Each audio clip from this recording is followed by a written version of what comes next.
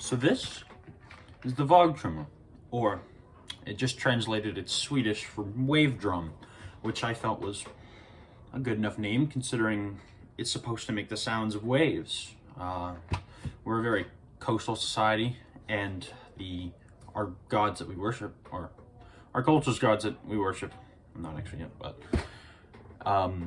they're very oceanic gods. Blessings of whales for oil and for sardines, and then also seals and shells.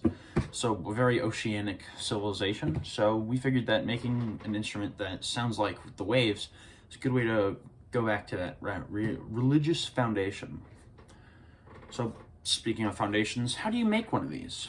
Well, there's actually 4 parts to it.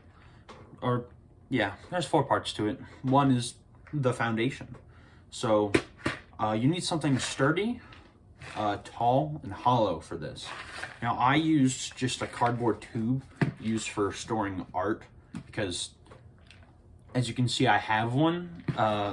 It was easy to get. I do a lot of art, so it wasn't a big expenditure or anything. But traditionally, it would have been either a big hollowed out branch or a big hollowed out log, maybe burnt out on the inside, or multiple bones. You split a bone in half and then, I don't know, tie it all together to make like a big cylinder that's hollow on the inside and open on both edges. Oh, 1 second, I've got a low battery.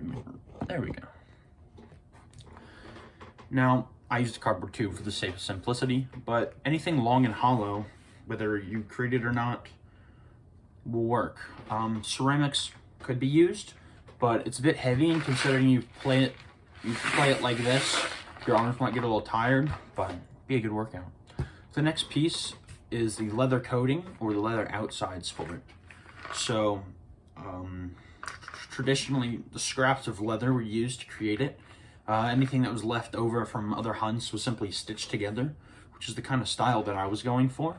As you can see, I've got some darker leather here, a reddish kind here, and then some more brown here.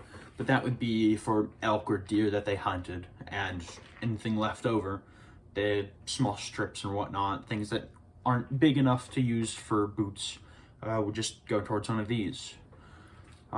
Drums of the masters, which is the specialized occupation that comes with the drums, would be made out of either a single piece of hide, as they're nice, they're the top quality ones, or even covered in fish scales and decorated with strips of really nice hide or good fur from hunting foxes.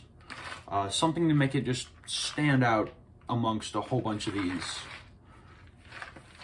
So for the ends, you need some form of cap at the ends to give kind of a hard base.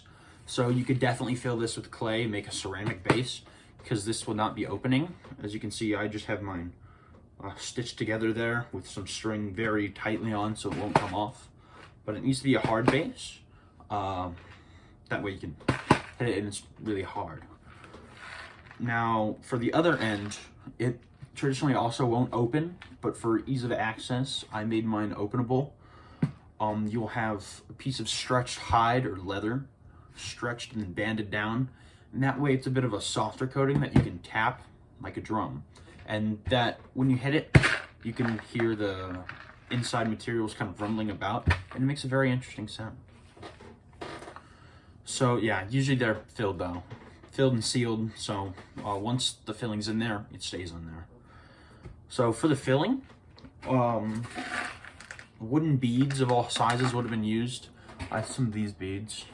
I used rice as well as little airsoft pellets, but that's just because I didn't have any really small wooden beads. But you want wooden beads of all size so it doesn't sound uniform whenever you're rolling it, because rolling waves aren't exactly a uniform sound. And they would have used bits of dried out grain to, I used rice, but they would have used bits of dried out grain to kind of soften the noise, because the hard crashes actually come later on with the second half of the instrument. But overall, it's a very interesting instrument, I think. It's kind of like a rain tube, which I didn't exactly think about before I made it. But it's similar to a rain tube, but also different because you can drum on it very well. Now I have a little metal, oh, guess I don't. I had a little metal clip on here, but they wouldn't have that obviously. The second part of the drum is the Vagtruma und Kibas. It's the wave drum and gourd. So I've got a dried out gourd here, and this is for making the sounds of the larger waves. Now these were very simple to make. All you needed was to drill a moderately sized hole in the large end and fill it with the larger wooden beads. Not so much the smaller ones, because you don't really want to dampen the noise at all. And rolling around, you can see it's much crisper, a more clear, loud sound, like a crashing wave. Whereas this one, whenever you roll it, I'm not very good at it yet, but it's kind of softer. So I can play a little bit. We don't have any really songs made for our civilization yet, so I'm just gonna have a little excerpt from Over the Rainbow. So first I'll do a little drum mode. Someday I wish upon a star, wake up where the clouds are far behind me. You see how it can very well be used as a drum, but also the main namesake of it is the sound of the ocean tide. Someday I wish upon a star, wake up where the clouds are far behind me. Where trouble melts like lemon drops, high above the chimney top, that's where you'll find me.